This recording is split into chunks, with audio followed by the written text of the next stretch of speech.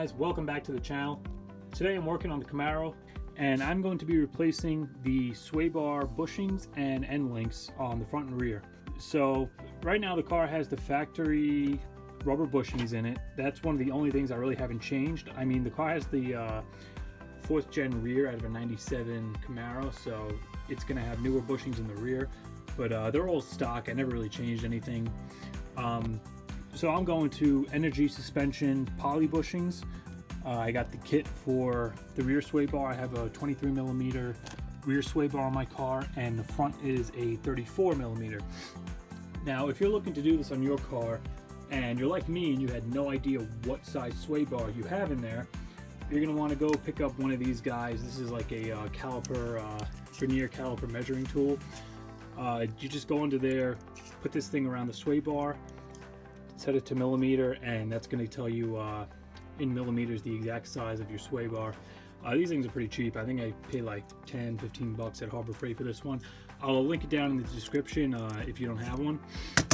So once you get that done, you measure the sway bar, and then you can just go online. I went onto Summit. I put in my year, make, model, and then narrowed it down to the size I need for the sway bar bushings. And like I said, I have a 23mm rear and a 34mm front. Now, the benefit of doing this upgrade is the polyurethane compared to the rubber, it's a lot stiffer. So not only, I mean, if you're running the original bushings like me and they're just completely worn out and squashed, even replacing them with the factory stuff is going to be an upgrade.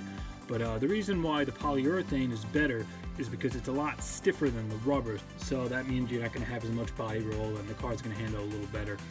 So I paid all this stuff, I believe I paid 85 bucks shipped on Summit. So it's really not that bad, especially if you have to change them anyway. It's really not that much more money than the stock stuff.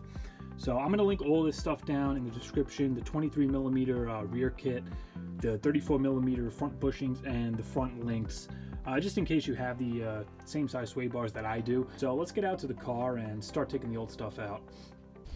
So here are the tools I'm going to be using for the rear. I have a 14mm here to hold the top of the link. I have a 14mm on my impact gun to unbolt the bottom.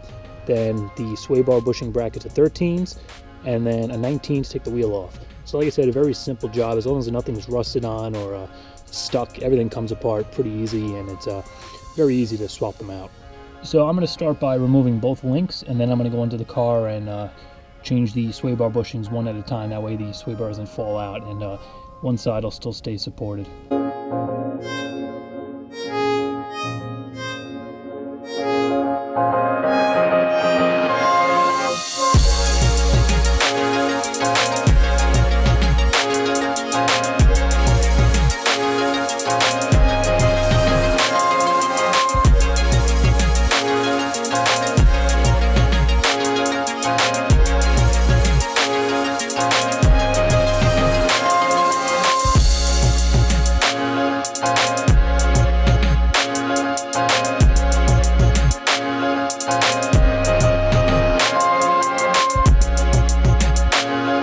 Alright, so just like that, we're out. I got the two links out. I got one bushing out over here on the passenger side.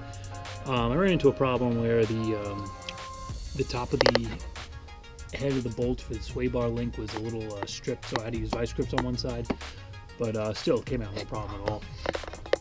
So I'm just going to go ahead and clean up the surface here where the bushing is going to ride. I got a little emery cloth, and then I'm going to lube up the new bushing, slide it over here, bolt it in, and do the other side.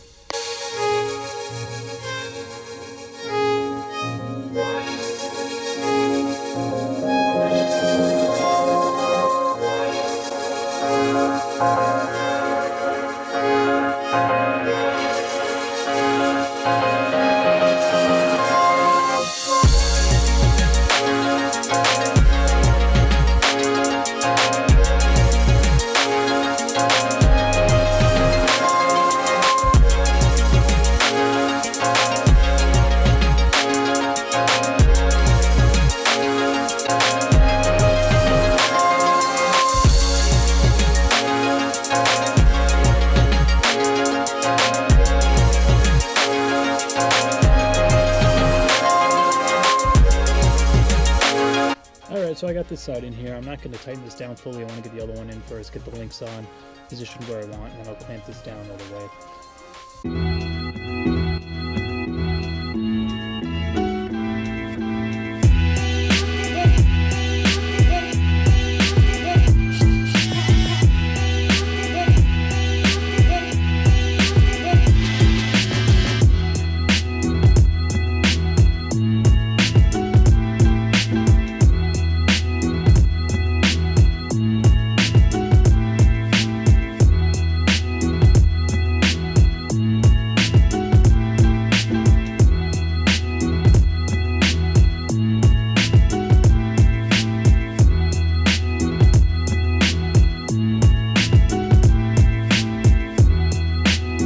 Alright, so now it's time to put the link in. Now, one thing to know when you're putting this in, basically you want the rubber or the poly surfaces directly on the sway bar, and then you want a washer basically behind each bushing. And you can see here, that's how it's going to look once it's installed on the car. So we have a washer, a bushing, another bushing, another washer, our spacer,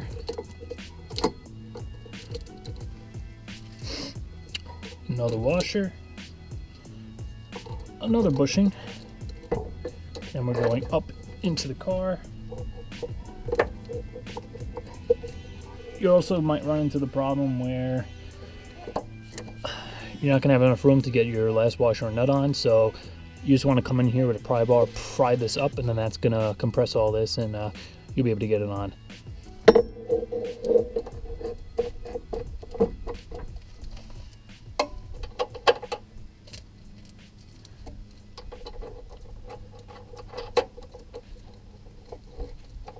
Like so.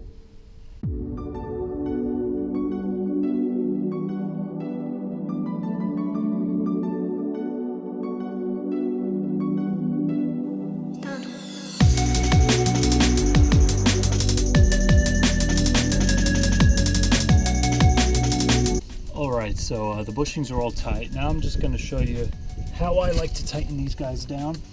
Pretty much so you don't over tighten it. So you don't want to over tighten it and squash the bushings really bad.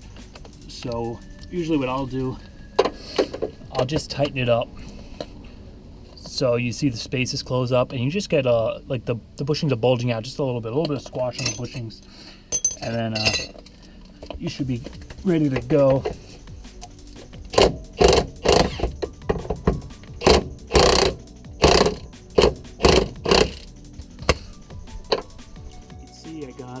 I got a little bit of the stud coming through there, and then we got no spaces, and there's just a little squash on the bushing, and that's nice and tight. And once the car's on the ground, there's going to be more tension put on that. So yeah, this should be good. Let's do the other side.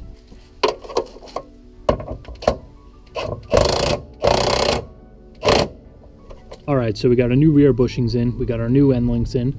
I'm going to go ahead, throw the wheels on now, flip the car around, and we'll start on the front.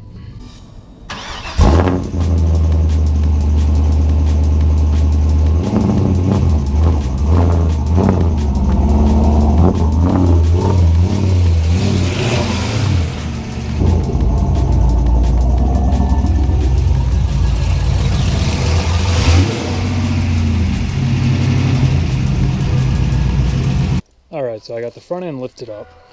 Now, while I have the wheel off, I figure I'll show you. I get a lot of questions about the wheels I'm running and how I fit them. So I'm running the CTSV brake setup with the Z51 rotor. And then to get that to work, I have, this is actually, the hub is a shaved down 3rd gen rotor. I bought it online. I think I got it from BigBrakeUpgrade.com. And that comes with longer studs to clear the rotor. And that just goes on there like a regular 3rd gen rotor, except it's all shaved down on a lathe, so you only have the center hub part, and then that's what allows you to slide your regular like rotor up, regular rotor setup over the wheel hub, and then it has the longer studs to make up for the thickness of the rotor going over the hub. And to fit the wheels, I have these 2-inch spacers. I got these off eBay probably 3 years ago, and I haven't had any problems with them. knock on wood, but every once in a while, when I have the wheel off, I'll just retorque and make sure they're not coming loose. But I think I paid $80 for the pair for these, and I don't know the brand, but it's a good spacer. They never gave me any problems. So I figured while I have this thing up, might as well go take a look and see how my steering box is doing here. If you remember, I JB weld the pits in here, and wow, that actually looks great. Yeah, there's no leaks at all. So yeah, I'm glad that worked out. Looks like it's doing good. Hopefully it stays doing good. So while I'm under here, here are the sway bar bushings I'm going to be replacing. If the camera will pick them up, you can see they're totally just squashed and rotted and separating, and these are the original bushings from whatever car I got the sway bar off of. I think it was an 87 Z28. It came with all like the hardware and everything. I should have changed them then. I didn't really care. I just threw it together. I was happy to do the upgrade. But yeah, it's time to get rid of those.